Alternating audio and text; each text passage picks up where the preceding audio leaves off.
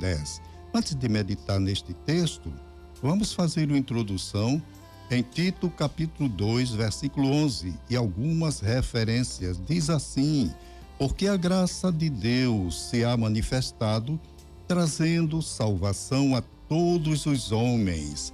A salvação é um projeto de Deus para a redenção da humanidade perdida, como lemos, a graça de Deus, o favor divino, ou como muitos expositores da Bíblia dizem, favor imerecido, que através do seu Filho, nosso Senhor Jesus Cristo, trouxe a salvação a todos os homens. Vamos continuar lendo os versículos escritos por Paulo, que era um grande religioso, mas só encontrou a salvação depois que teve um encontro com Cristo. Conferir o que Paulo disse escrevendo ao seu filho na fé, Timóteo, na primeira carta, capítulo 4, versículo 10, diz assim: pois para isto é que trabalhamos e lutamos, porque temos posto a nossa esperança no Deus vivo, que é o Salvador de todos os homens, especialmente dos que creem.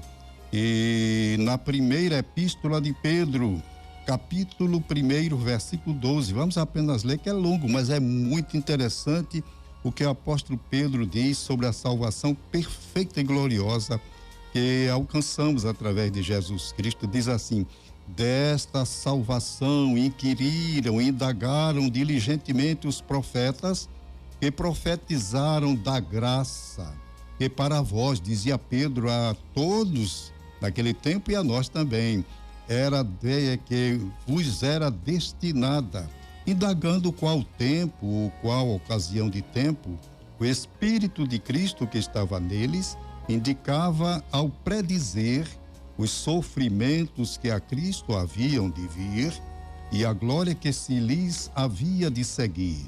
Versículo 12, aos quais foi revelado que não para si mesmos, para os profetas, mas para nós, para vós, diz aqui, eles ministravam estas coisas que agora vos foram anunciadas por aqueles que pelo Espírito Santo enviado do céu vos pregaram o Evangelho.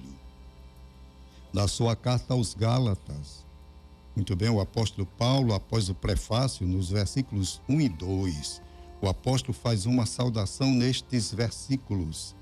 E agora, nos versículos de 3 a 5, ele nos diz o seguinte: graça e paz da parte de Deus Pai, da de nosso Senhor Jesus Cristo, o qual se deu a si mesmo por nossos pecados, para nos livrar do presente século mau, segundo a vontade de Deus nosso Pai. O apóstolo dos gentios continua sobre o nosso Senhor Jesus Cristo. No versículo 4 diz assim: o qual se deu a si mesmo por nossos pecados. Muito bem, vamos continuar lendo e comentando sobre o grande e sublime amor de Deus e do seu Filho Jesus Cristo, nosso amado Salvador, que deixou o seu trono de glória e veio ao mundo para nos salvar. Muito bem, a conclusão desta saudação é o versículo 5, que diz assim: ao qual glória para todo sempre. Amém. Vamos continuar citando versículos sobre este assunto, os quais confirmam que o bendito Salvador deixou o seu trono de glória e veio ao mundo, e depois de cumprir a sua missão, retornou ao seu lar, ao lugar junto ao Pai.